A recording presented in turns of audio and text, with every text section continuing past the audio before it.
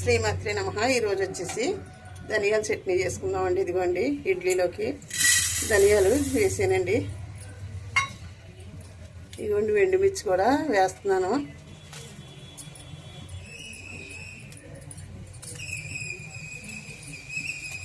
కొద్దిగా జీలకర్ర కూడా వేసుకుందాము.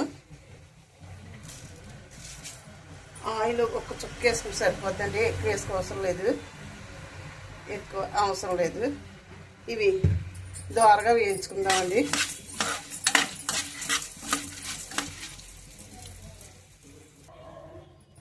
ఇదిగో చూడండి, ఈ విధంగా వేగాయి కదా.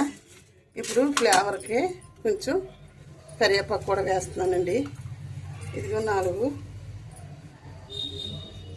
వెల్లుల్లి రేఖలు కూడా వేస్తున్నాను.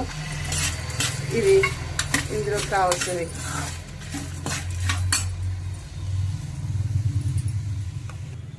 ఇదిగో చూడండి, తగినంత ఉప్పు కూడా వేస్తున్నాను.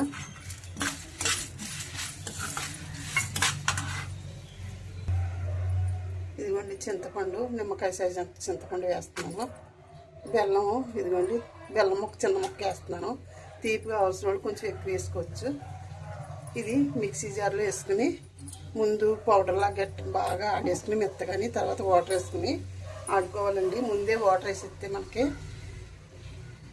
నలగవండి. ఇవి ధనియాలు కదా అంచేత. ఇదిగో చూడండి, ఈ విధంగా మిక్సీ జార్లో తీసుకున్నాను. ఇప్పుడు చట్నీ ఆడేసుకుందాం. ముందు మెత్తగా పౌడర్లాగా ఆడుకోవాలండి, తర్వాత వాటర్ వేసుకుని ఆడుకోవాలి. అప్పుడే బాగుంటుంది, లేకపోతే మెత్తగా అవ్వదు చట్నీ. ఇదిగో చూడండి, ఈ విధంగా వచ్చింది. ఇలా చట్నీ చేసుకుని మనం ఎప్పుడు కూడా ఏదో వారానికి ఒకసారి ఇలా చేసుకుంటే మనం తీపి తిన్నా ఏదన్నా కొంచెం వికారంగా గట్టా ఉంటుంది కదండి, అవన్నీ కూడా తగ్గుతాయండి.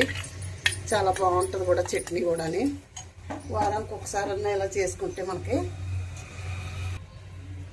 ఏ అసౌకాలం ఏవి పడితే అవి తాగాడు, నీళ్లు తాగాడు, ఏది ఉంటుంది కదండి, మనకి అంతా బాగుంటుందండి. ఇది వేసుకుంటేనే చాలా టేస్టీగా కూడా ఉంటుంది.